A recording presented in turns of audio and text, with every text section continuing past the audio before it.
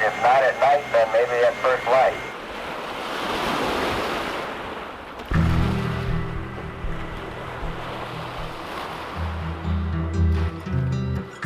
The wreck of the Edmund Fitzgerald resulted in a tragic loss of life. 29 men who are still deeply mourned by those who knew them.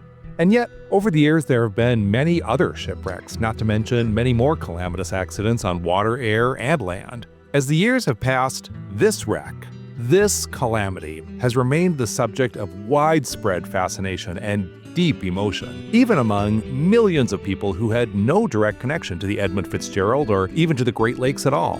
Why is that? The people we talked to had an idea. And I think there's a lot of reasons why this story holds such fascination. But I will say this too, I don't know that I always understand it too. When I say that, I mean the emotions that people bring to this interest in this story. And I will say this too, I've spoken with some of the family members and they're kind of the same way. They don't always understand it with how emotionally connected so many people that don't really have a connection to the story. Again, they didn't lose their dad, they didn't lose their brother, but yet they're tearing up. There's that emotional connection, which whether we understand it or not is not really relevant. It's there. So people have that connection. So why do they have it? Well, they're aware of it mostly probably because of Gordon Lightfoot. To younger folks that might not remember or have a reason to know about the sinking of the Edmund Fitzgerald, they just might know the Gordon Lightfoot song. The ballad is so haunting, and that's what really got people, what kept the interest in that shipwreck. The power of a song. Who would know that there's a Folsom Prison? Folsom Prison? San Quentin, because Johnny Cash did the second song there, and with a boy named Sue, and he did the song San Quentin. My point, though, is those prisons, those names would not be remembered to this day. Back to the Lightfoot song. Why is there Fitzgerald remembered? I say because of the song. He brought light to it. He brought information and put everybody's eyes on the subject, eyes and brain and heart on the subject. And because of that, that's why this book was written. That's why these articles were done. That's why I believe we still remember it today. In this final episode, we'll look at the legacy of the Edmund Fitzgerald, at how the ship is remembered and why. We'll also look at what we still have to learn from this haunting story half a century later. I'm Jay Gabler of the Duluth News-Tribune, and this is Edmund Fitzgerald, 50 Years Below.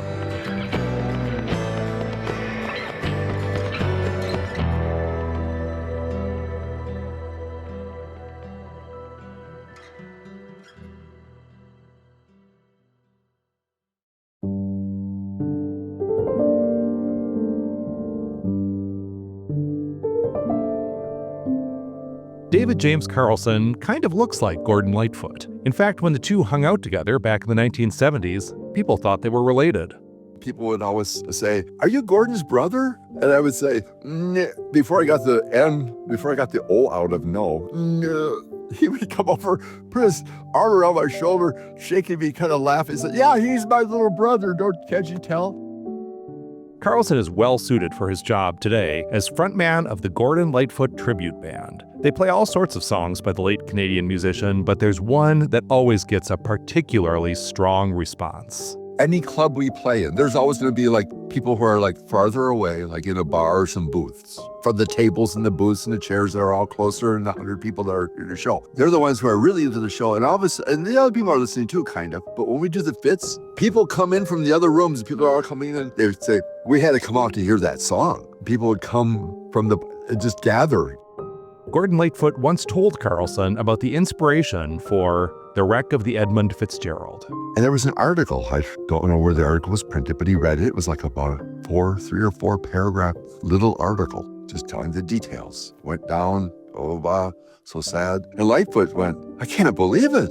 That's all? This happened and that's all?" He was upset. He told me he used a little bit more language. So he went into his parlor and for 3 days, pen to paper, a guitar chord in his hand, and he was working on it. And he had been working on like a melody with using those chords and kind of coming up with something. And now I got something to put it to, and he improved the melody, but now he had words, and he wrote the thing, and it became such a hit. Lightfoot drew on multiple news reports when writing his song, but one important story was a brief article in Newsweek. Journalists James R. Gaines and John Lowell brought together many of the facts that Lightfoot would use in his song, and they situated the story in historical context. Here's the opening of the Newsweek article. According to a legend of the Chippewa tribe, the lake they once called Gitchigumi never gives up her dead. Modern-day mariners of Lake Superior know the legend has some basis in fact. The article goes on to describe the lake's treacherous history and the circumstances surrounding the loss of the Fitzgerald. It concludes, in the stone 126-year-old Mariners Church in downtown Detroit, a minister offered prayers for the lost seamen and tolled the church bell 29 times in grim tribute to the unslaked furies of Lake Superior. Newsweek, November 24th, 1975. Lightfoot recorded the new song with his band, and remarkably, they used the very first take for inclusion on the album Summertime Dream, released in June 1976. The album's peppy title track was released as a first single because no one would ever have guessed that a 6.5-minute ballad about a shipwreck could become a hit. In 1976, radio host Dave Strandberg was doing overnights on Duluth station WAKX. Listener called me. Actually, the Summertime Dream album had just come out, I don't know, a couple days earlier. And somebody called when I was doing the midnight shift and said, hey, did you realize that Wreck of the Edmund Fitzgerald is a cut on that album? No, I didn't. I hadn't played the whole album, so I put it on and previewed it. Oh, this is great. Put it on the air, and people started calling. What was that? Oh, that was the new album from Gordon Lightfoot. It had this cut on it. Can we hear it again? Sure. So I ended up playing it several times that night. And by morning, the phones were lit up, and the program director at the time decided, hey, we're going to put this in heavy rotation and start playing it. So he did, and the rest is basically history. The company, Warner Brothers, eventually decided to release it as a single because it got so much airplay around the Great Lakes particularly. And even though the thing ran 6 minutes, they put it out as a single, and it did quite well for Gordon. So kind of surprising that they released it as a single and it did so well nationwide. The Wreck of the Edmund Fitzgerald would go on to hit number 2 on Billboard's Hot 100, the most popular song in the country, except for Tonight's the Night by Rod Stewart. For Dave Strandberg's role in making the song a hit, WAKX received a gold record plaque from Lightfoot's label. Years later, when the artist came to the Twin Ports on tour, he signed Strandberg's plaque. People living on Lake Superior were excited to have such a popular song about their own region, but the families of the lost men had mixed feelings. Bruce Lynn, director of the Great Lakes Shipwreck Museum, has come to know many of those families well. So many of them that we know absolutely adore Gordon Lightfoot. And I think maybe when they first heard the song, things were very raw, so to speak. It was a recent loss. Maybe some of them looked at it a little bit differently. But certainly Gordon Lightfoot and the Wreck of the Edmund Fitzgerald, the song, contributed to that public awareness of this story and of this shipwreck. While Lightfoot would go on to recognize the song as, quote, my greatest achievement, he took a risk in writing a detailed narrative about a real, recent event about which so much was and remains a mystery. The song contains one glaring error. The Edmund Fitzgerald was fully loaded for Detroit, not Cleveland. Then there was Lightfoot's characterization of the Mariners Church. Here's Bruce Lynn again. Reverend Richard Ingalls from the Mariners Church in Detroit. You know, there's the lyrics that reference the musty old hall in Detroit. And this is actually, it is a funny story because Richard Ingalls, I don't know if it was a concert, I forget the context, but actually had the opportunity to talk to Gordon Lightfoot and told him who he was. And I think probably laughingly said, you know, you should really come and visit the Mariners Church. It's not a musty old hall. And I think they probably had a good laugh after that. But in the end, Gordon Lightfoot actually did subtly change that lyric too. Lightfoot's most controversial lyric, though, concerned a very sensitive subject for the sailors' families. Here's David James Carlson quoting the offending lyric and explaining. Later that night, a main hatchway caved in. He said, fellas, it's been good to know you. So that line there was a speculation. And later, after they did all the research with the underwater submersibles and so on, they determined the hatches were good. And Lightfoot felt ashamed. He apologized to the family members who were the exact, not just of the 29, but the 4 or 5 who were the ones who locked down the hatches. And he said, I am so sorry that I wrote that line in the song. I was speculating because the expert said it happened this way. In the end, many of the families came to appreciate Lightfoot's sincerity and his role in elevating a story that would certainly, if not for him, be far less well known than it is today. Here's Bruce Lynn. He would come to the Shipwreck Museum, and we would spend a little time with him. He wouldn't want to come on November the 10th, at least in recent years, since I'd been here. That wasn't a goal of his. He wanted to come here before that, even if it was a day before. But he didn't want to be the center of attention on November the 10th. He needed it and wanted it to be about the family members. Here's David James Carlson. Here and there, I've had a person give me a comment. Yeah, that song, that life, he's taking advantage and making his millions off of people who died. And boy, oh boy, do I ever give them a lecture. Not in an angry way, but I'll say, here's some things you do not understand. Every year, Gordon Lightfoot goes to the ceremony to honor the families. And guess who wants him there? The families. They have never said, this guy did us wrong. This guy did us right. Sorry, I get emotional on this. He, in some way, has kept them alive. In many ways, he's shown the importance that they had.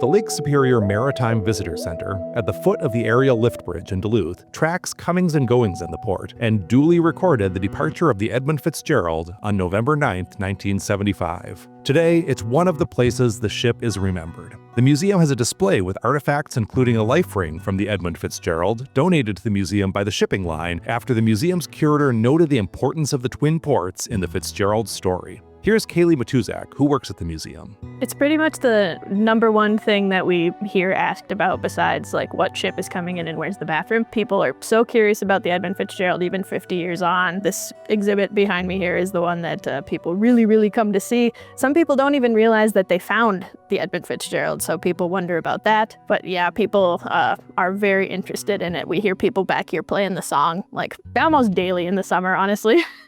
Until as recently as 2024, the Arthur M. Anderson was still working the Great Lakes and came to Duluth often. We do say it like in the part of our script that we read for all the boats coming in. When the one for the Anderson does say that it's the last vessel that had visual, radio, and radar contact with the Edmund Fitzgerald. Sometimes people don't realize that like they'll hear the name and go, oh, it's got to be a different one. Surely nothing's been sailing that long, because they don't realize how long freshwater ships could stick around, you know? But yeah, people do come down here like specifically for the Anderson, specifically because of that.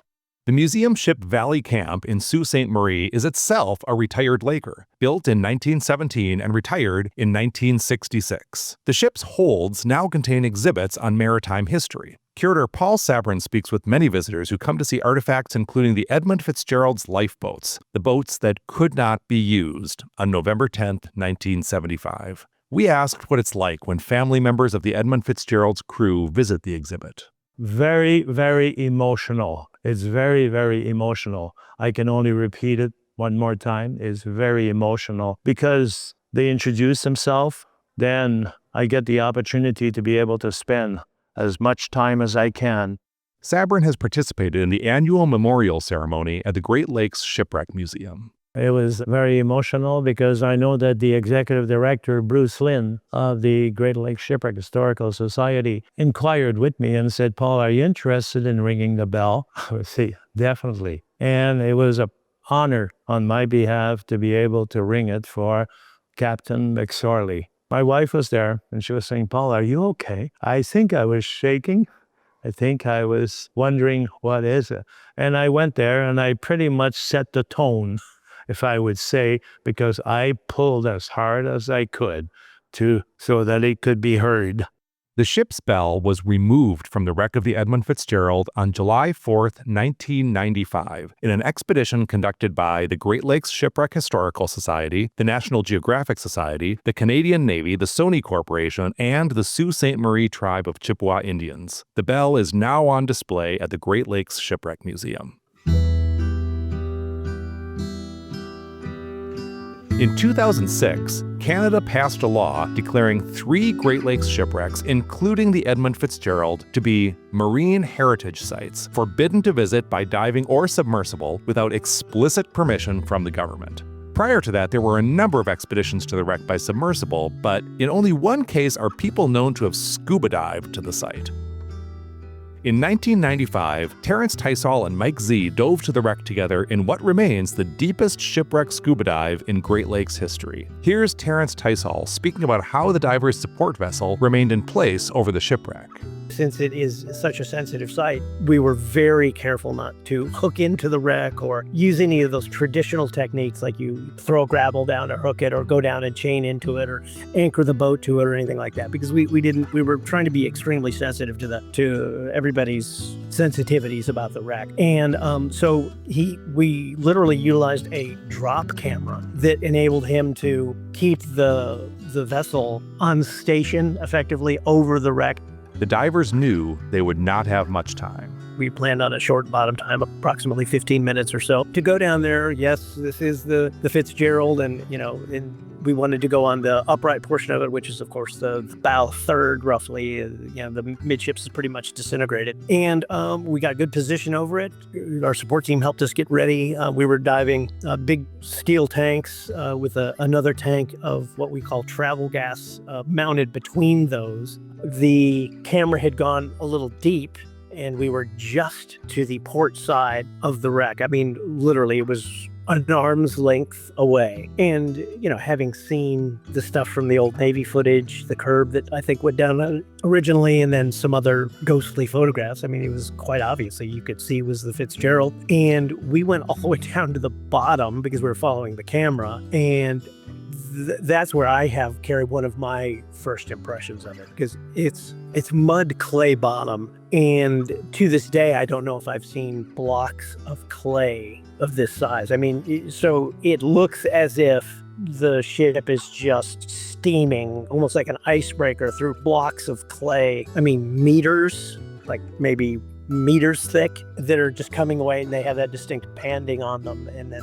the silt layer on the top. And then to be there. And then we were looking at our gas. It took us a bit longer than we thought to descend. I bet it took us close to almost 10 minutes to descend the full length. But I remember I said, all right, well, let's turn around and let's go up to the main deck level, and then the wheelhouse, which is right there. And, just to see the name on it. And I tend to be a very kinesthetic person. And so one of the things that it was kind of a relief, it's like, okay, a lot has gone into this. We're here. And so to me, it was just the most natural thing in the world to just, there's the rail, right, sitting outside of the wheelhouse, and just watch my hands wrap around that rail. I mean, that was a really important moment to me. It's the first time that a living hand had touched that thing in decades.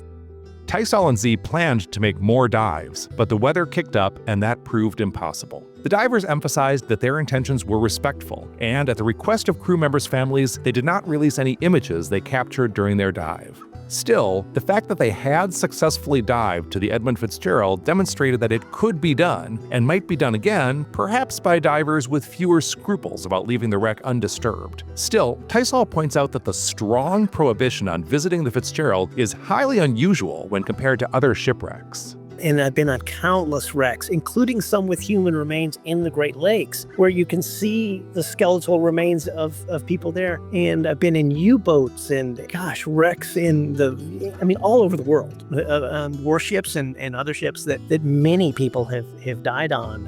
And I've never seen a diver that I've been involved with ever act with anything of the utmost reverence. I mean, we put plaques down on the Atlanta and Guadalcanal, and a wreck that we did called the Athabascan, which was Canada's largest warship sunk in World War II. We had survivors on the surface that took us aside. They watched us dive them. They looked at our footage with us each day. We visited the graves of their comrades with them, the ones that were buried. But one of the most poignant moments on that is one of the survivors took us aside and pressed in my hand his German POW tags that he had to wear once they were captured. And he asked if I would personally take that down to the wreck so that could be with his shipmates. I mean, this is the spirit of which we visit these wrecks. The extraordinary protection given to the Edmund Fitzgerald reflects the extraordinary amount of attention paid to that particular shipwreck. The annual memorial ceremony at the Great Lakes Shipwreck Museum, when the ship's actual bell is rung in the presence of family members, is streamed online but no longer open for the public to attend in person. Bruce Lynn explains why. And every November the 10th, when we host our memorial ceremony, leading up until the pandemic, we had it open to the public. We were honored. We loved it. The people really wanted to be a part of this. But it really got to the point where we couldn't stay ahead of it. That museum gallery is relatively small. A fire marshal would have shut us down on any of those November the 10th because we had so many people coming through, people wanting to be a part of it, to the point where standing room only in the entire gallery, people standing in the exhibits, which I thought somehow I can't stop what I'm doing in the middle of this ceremony, but I really need that guy to get out of that exhibit is running through my mind as we're doing this. So we had so many people, and then even when we had, let's say as an example, the 40th anniversary, we opened up multiple other buildings and then were able to live stream it inside those buildings. We just couldn't stay ahead of it. We even had people standing in line going from the opening doors of the open doors of the museum all the way out to the lighthouse itself. It's I don't know how many, what are we talking, 30, 40, 50 yards or more, actually more. And we just couldn't handle those numbers. That was one thing, but something else happened that made me decide that we really needed to close this down to the public and then do a live stream in general where anybody anywhere in the world, if they have Wi-Fi, could see this memorial ceremony that we would do. But what actually happened was there were a few people that in a low level way, but it was happening all the same, were kind of harassing some of the Fitzgerald family members a little bit. We had one gentleman who, he was an author and he wanted interviews with them. We had another individual who had some interesting, what I might call or describe as conspiracy theories about why the Fitzgerald sank, and he wouldn't let it rest with some of the family members. And so when we finish up that ceremony, there's a big crowd obviously inside the gallery, everybody's talking, people are filtering out, but if you can see someone will not let it rest with a family member or two or more, then we start thinking a little differently about how we do this. And that's ultimately how we ended up shifting gears and making it a private ceremony for the Fitzgerald family members. That's really all it was ever meant to be in the first place.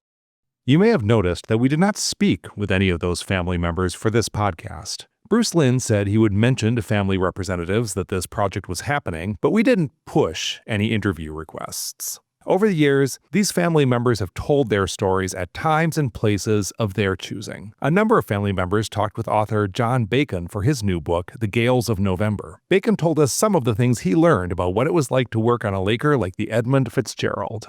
The incredible sacrifices of these families. You don't have a dad for 9 months out of the year. How is that not going to hurt? It hurts everybody. And my dad is around. I can't imagine what that was like, truly. So the sacrifices made before you get to the shipwreck were also, I think, a big part of the story. Just this hard lifestyle that it's the daughters, the wives, the sons and the daughters, as Lightfoot says, who paid the price, as well as the husbands. And John Hayes gave me a great line about this from his 35 years in the sea on the Great Lakes, that you take your family photos and you put them down on the table when you start the season, and you don't turn them over till only a week is left. Why? Because it's too hard. And you can't see your kids and your wife every day and not get incredibly homesick. And John Tanner, as tough as they come, he said the songs we played in the jukeboxes in Duluth and Two Harbors and Silver Bay, most of them are about homesickness. And I thought, yeah, that kind of makes sense.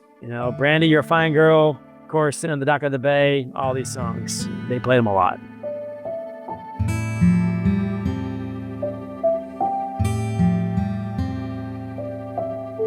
In addition to the ceremony at Whitefish Point, there is also an annual memorial ceremony at Split Rock Lighthouse on the north shore of Lake Superior near Two Harbors. Hayes Scriven, the lighthouse's site director, told us why they hold the ceremony. A lot of people do wonder, why are you doing this? And my response is, I know a couple of the crew members were from, the North Shore area and the South Shore area. So there's some local connections there. There's still a lot of family that live in the area. But also, you notice that, and I've seen this too, that there's a lot of people, anybody that lives around Lake Superior, it feels like one big community to me. And you can just see that in events like this and in Lake Superior Day and other events that happen around the lake. Anything that happens, you feel connected to those people. And I think this event is a really good epitome of that or culmination of that, where it is just all these people coming together for one thing that affected them back, almost 50 years ago. And I think that's why it has the draw that it does, and that it has the connection and the emotional response that a lot of people still have to it.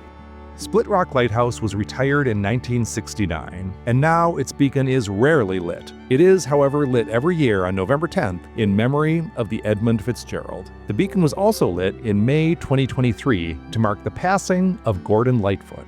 The event started because Lee Radzak heard Gordon Lightfoot's song on November 10th of 1985, was inspired to go out and light the beacon. Some neighbors saw it, they started showing up.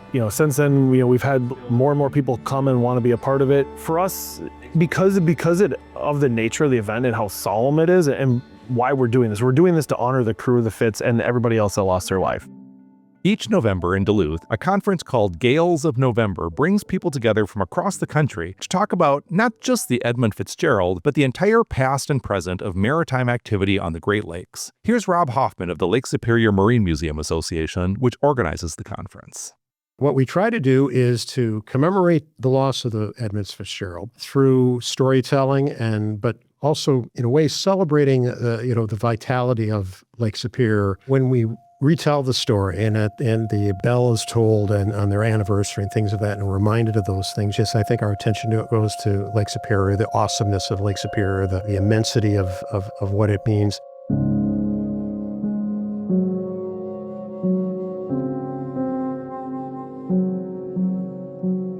In the 50 years since the loss of the Edmund Fitzgerald, the Great Lakes have not experienced another wreck of that scale. Why? What's changed? The most obvious answer is that weather forecasting has improved tremendously. Sarah Summers-Liedtke, director of the Lake Superior Maritime Visitor Center, said there have been additional safety improvements implemented since 1975.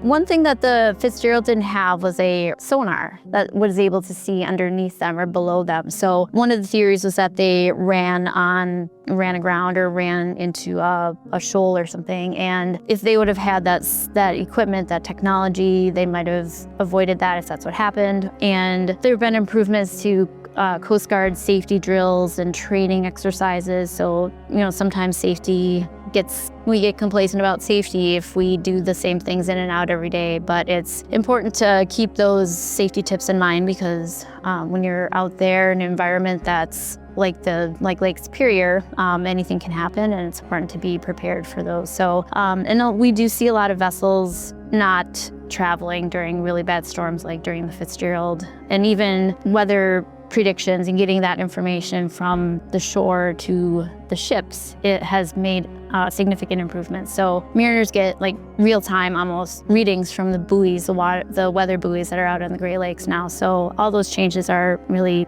impacting the safety in a positive manner for today's mariners. Still, Frederick Stonehouse, who has been studying the wreck for decades, said he's disappointed that more has not been done. In addition, Stonehouse points out that Great Lakes freighter captains are more conservative today as well, in part because they need to be. We're driving a lot of old iron on the Great Lakes. We have got old ships, and as a result, the captains are driving them like they're old ships. In other words, they're taking great care with them when we've got foul weather coming in. They're not afraid to go to port. They're not afraid not to leave port. If you pop open your AIS and watch it during a storm, you'll see the ships all huddled up in Whitefish Bay and huddled up at the point, under Keweenaw Point and then down by Bay Degree. You'll see them all over the Great Lakes, tucked down and away from the weather. The only ones you see out in the open would be the salties that don't know any better. So I think the human reaction has certainly taken place to mitigate the scale of the disaster that could occur anyway. For Stonehouse, it's worth telling and retelling the story of the Edmund Fitzgerald. What I've watched is the family members go from the upsetness of it all, their family members being in the public eye because of the wreck, et cetera, and a value being placed on that's negative. In other words, my family members were impacted and died on this wreck, and we don't think you should be doing this in terms of selling books or doing movies or TV shows or sweatshirts or t-shirts, etc. Versus the argument that says the wreck of the Edmund Fitzgerald is a wreck that is important to all of us because it tells us a story of shipwreck, of survival, the big lake. It tells us a story of how people action, tells us a story of our own history of lake shipping today, tomorrow, and where it's going to be in 5 or 6 years. It also keeps that story alive in front of us. It keeps it that everlasting tale of shipwreck, everlasting tale of the Fitzgerald that now has come to mean all ships on the Great Lakes. All of them now are wrapped into the legend of the Fitzgerald, and Fitzgerald itself has moved on to being an icon. Bruce Lynn at the Great Lakes Shipwreck Museum hopes the attention drawn to the wreck of the Edmund Fitzgerald reminds people of the important work that has been done and is being done by mariners working on the Great Lakes and potentially risking their lives. We get wrapped up in the ship. What did the ship look like, or what kind of a ship was it? And sometimes the crew of that ship, whatever that ship may be, but at times can take a backseat to the ship itself or the story, those final moments. They were all crew, they all had families, and they were all part of this broader part of our history, that there's a huge importance to what those ships are doing out there today. There was a huge importance to what they were doing back then. It just was a lot less safe for them to be out there back then versus now. The crew members were not just names, but people. And before Edmund Fitzgerald was the name of a ship, it was the name of a person who didn't even want his name painted on the hull of a freighter.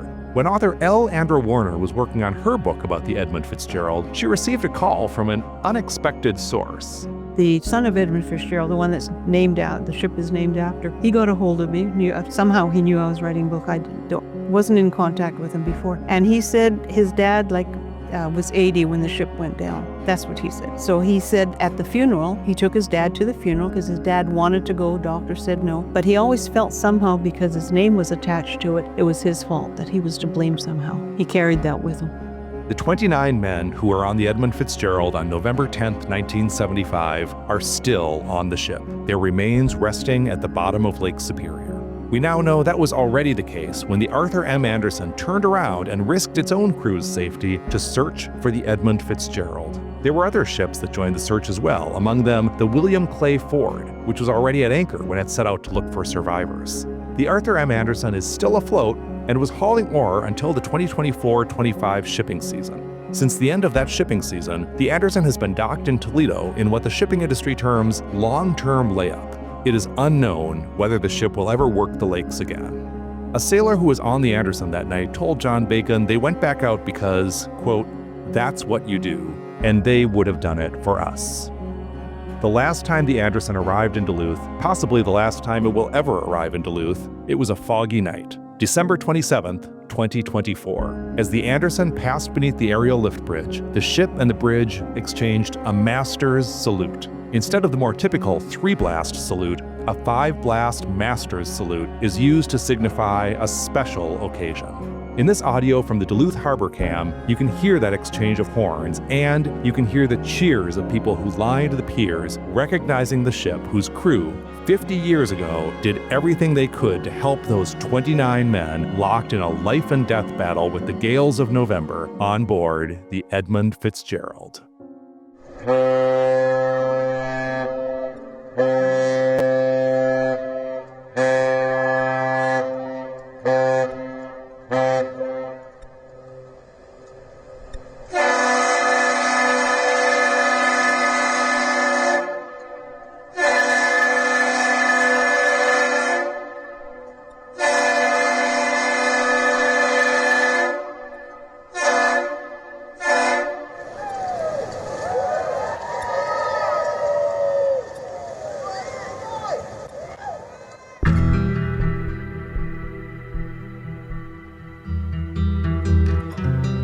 Edmund Fitzgerald, 50 Years Below, is a production of the Duluth News-Tribune. This podcast is written and narrated by Jay Gabler, with audio engineering by Wyatt Buckner and Dan Williamson. The audio of this episode was edited by Wyatt Buckner.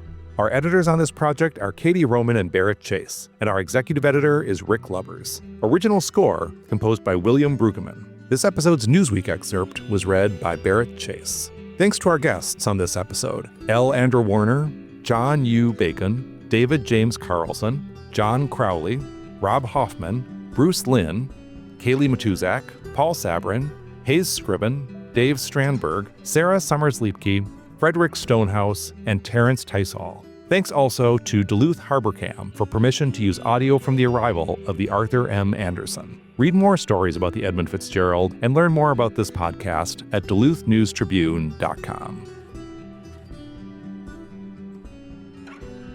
In closing, we remember the last crew of the Edmund Fitzgerald: Gordon McClellan, Joseph Mays, Thomas Benson, Ralph Walton, Blaine Wilhelm, Oliver Champeau, Russell Haskell, Paul Ripa, Mark Thomas, Carl Peckall, Thomas Edwards, Edward Binden, George Hall, Nolan Church, Frederick Beecher, Alan Coleman, Robert Rafferty, David Weiss, Bruce Hudson, William Spengler, Ransom Cundy, Thomas Bergeson, John Poviak, Eugene O'Brien, John Simmons, Michael Armagost, James Pratt, John McCarthy, and Ernest McSorley.